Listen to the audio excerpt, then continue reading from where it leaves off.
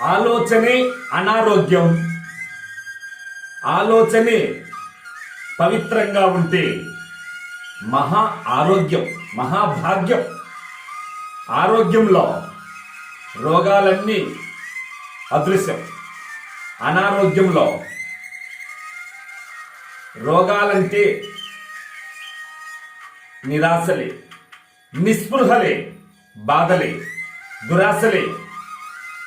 ఆశ ఎంతవరకు ఉండాలో, కోరిక ఎంత ఉండాలో మోతాదులో ఉంటే అది ఆశయంగా, తృప్తిగా ఉంటుంది.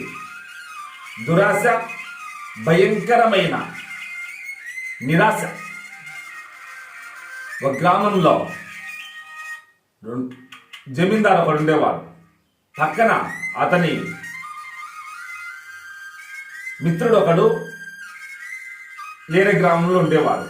అయితే ఒక సంవత్సరం కింద నుండి వాళ్ళిద్దరికి అగ్గిపుల్ల ఎచ్చే బగ్గుమంట. అయితే వీడు నదిగట్టుకు చేరి ధ్యానం చేస్తాడు. అద్భుతంగా ధ్యానం చేస్తుంటే పక్కనుండే వాడు చూసి నేను చేయాలి తపస్సని వచ్చి ఏటికి అవతల వచ్చని ఇద్దరు ధ్యానంలో లీనమైండు, తపస్సులో లీనమయ్యా. అయితే ఒకరోజు బ్రహ్మ ప్రత్యక్షమై ఏం కావాలి వరం కోరుకుంటే మొదటి వాడు బ్రహ్మదేవ, వాడు ఏం కోరుకుంటే దానికంటే నాకు రెండింతలు ఎక్కువ, ఇంకా మళ్ళీ నా దగ్గరికి రావాల్సిన పని లేదు. వాడు ఏదన్నా కోరుకోవాలి, నాకు రెండింతలు తదాస్తు అని బ్రహ్మ పక్కన దగ్గరికి పోయాడు. వాడేమన్నాడు, మా వాడు ఏం కోరాడు, నాయన నువ్వు ఏది కోరినా రెండింతలు అన్నాడు.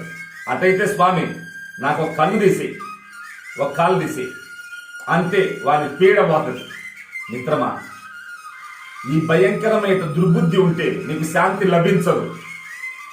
అసూయ భయంకరమైన పిశాచి. జై గురుదేవ్.